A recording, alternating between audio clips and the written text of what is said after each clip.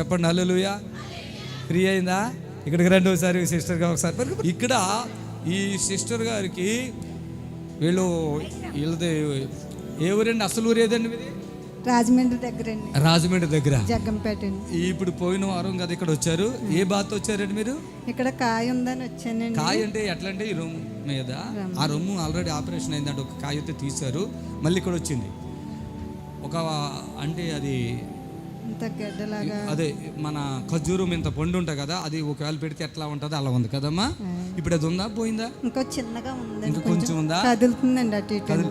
అది ఈమె ఇక్కడ వచ్చినప్పుడు ఒకరు చెప్పారు ఇక్కడికి రండి తగ్గిపోద్ది అని చెప్తే ఇలా ఏరాలా తోటకోడలని చెప్పింది. చాలా బాధతో వచ్చింది, ఎందుకంటే ఇక్కడ ఆపరేషన్ మళ్ళీ ఇక్కడ కూడా ఆపరేషన్ చేస్తారేమో అని బాధలో వచ్చారు. నేను చెప్పాను నేను తగ్గించేస్తానమ్మా, కరిగిచ్చేస్తానన్నా. అది చెప్పండి బాగా, మీరు ఏమైంది?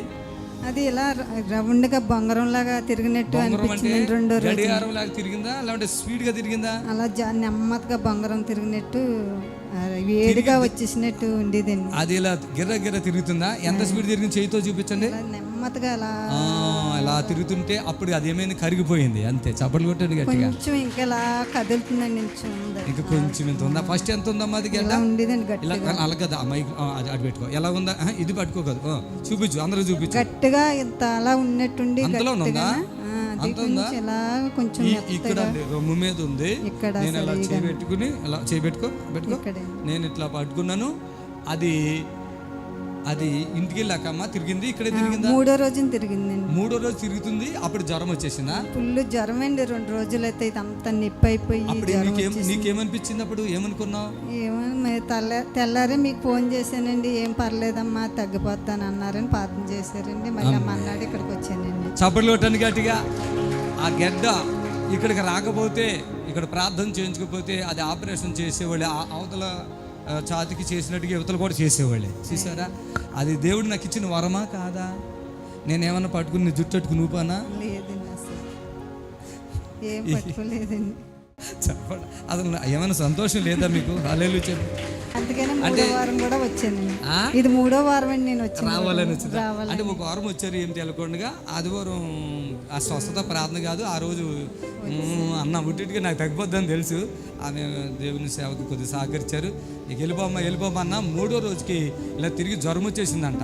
అది దాని అర్థం అంటే జ్వరం కాదు, అది హీట్ అయితే ఇది కరిగిపోతుంది అట్లా అంతే. ఇది మీరు జ్వరం అనుకున్నారు అన్నట్టు, జ్వరం కాదు, అది హీట్ అయిపోద్ది అన్నట్టు. మొత్తం ఇలా అయిపోయి హీట్ అయిపోయి అసలు ఇలా పడుకోలేకపోయానండి. ఆ నైట్ అంతా లేకుండా నిద్ర లేకుండా అయింది. అది దేవుడు నాకు ఇచ్చిన వారం. ఎవరికైనా కడుపులో కూడా ఇంతలో గడ్డ ఉందనుకోండి, అది ఇలా తగ్గిపోయి అలా చెప్పొద్దు నాకు. నేను చేస్తా, నా మాట వింటే.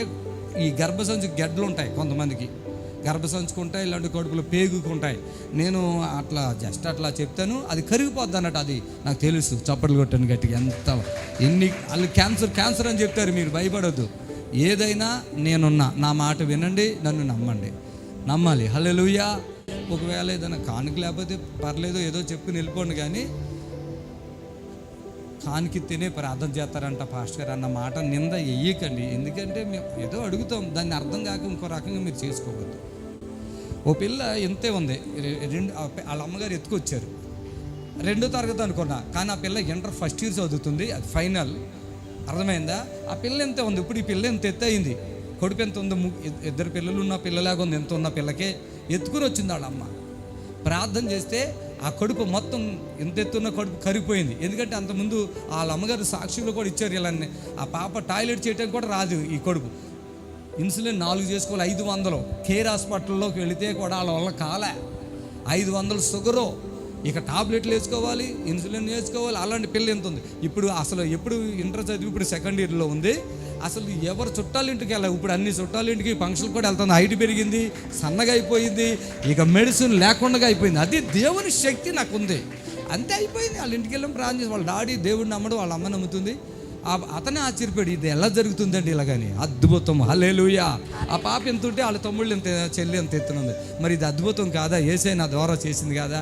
ఈ అమ్మకి నేను ఏం చేయలేదు, అమ్మ దేవుడు కార్యం చేస్తాడు అన్నాను. అక్కడ చెవిడూరిలో ప్రార్థన చేశాను. 3వ రోజుకి మొత్తం హీట్ అయిపోయి కరిగిపోయి బొంగరలాగా తిరిగి మొత్తం అరిగిపోయింది. అద్భుతం చేయండి. ఇంతలో పోయింది. నేను గమనించాను, ఒక ఒక అదేంటి మన ఖర్జూరం పండు ఉంటుంది కదా, అది ఈ స్కిన్లో పెడితే ఎలా ఊపిద్ది అలాగ ఉందమ్మా పొడుగ్గా. దేవుడు అలా తగ్గించేసాడు, ఆయన నామానికి మహిమ కలిగిన కాక. మరి ఇలాంటి తల్లులు సాక్ష్యాలు ఇస్తుంటే మాకు చాలా సంతోషమా కాదా? ఇది లైవ్, ఎవడెవరితో మనకు కావాలనే తెలియదు. రాజమండ్రి వేడిగా వస్తుందండి ఇంకా ఇక్కడే మరి అది ఉంది కదా, అసలు ముఖం ఎంత బాగుండేది అప్పుడు. మీకు ఎట్లా ఏదో అప్పుడే ఆనందం దాగిన మొఖలాగా పెట్టుకుని వచ్చారు. ఇప్పుడు కొంచెం మంచిగా అయిపోయారు, చక్కగా అయిపోయారు. ఏం లేదండి, నేను ఆవిడతో మాట్లాడలేదు, ఆవిడ నాతో మాట్లాడలేదు. తండ్రికి ఇక్కడ అద్భుతం చేశాడు. ఆమె హల్లెలూయా అనండి, హల్లెలూయా. ఇల్లమ్మ